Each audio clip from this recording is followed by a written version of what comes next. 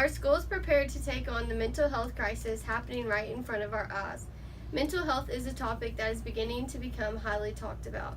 One thing that most are overlooking is that schools do not seem to be prepared to handle mental health disorders. There are many different mental health disorders. Anxiety is the most common one. Anxiety makes someone afraid of certain things, people, or situations. Anxiety alters a person's day-to-day life. Depression is another common disorder.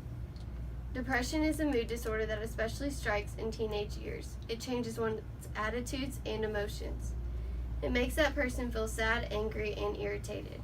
Eating disorders are the last of common disorders being brought up, especially in the school systems. There are different types of eating disorders such as anorexia and bulimia. These disorders give a person the vision of a distorted body image. It causes them to not be able to nourish themselves properly. People with eating disorders have trouble accepting their body image and don't feel comfortable with the way they look or feel.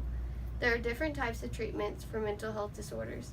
Counseling is the most common type. There are different types of counseling such as cognitive behavioral therapy, family therapy, interpersonal therapy, and educational interventions.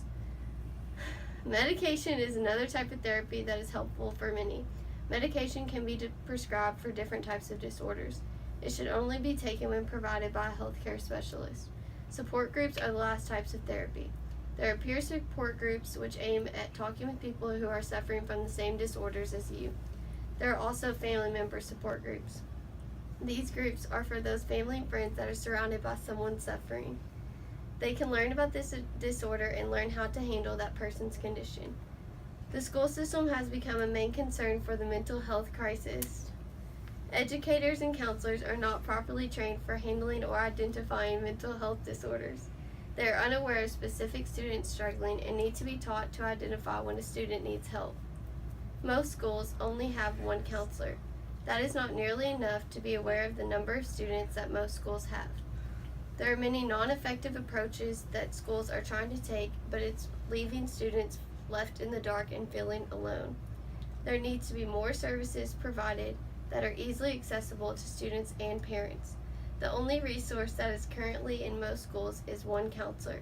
There are no programs, peer groups, or mentoring organized by the school.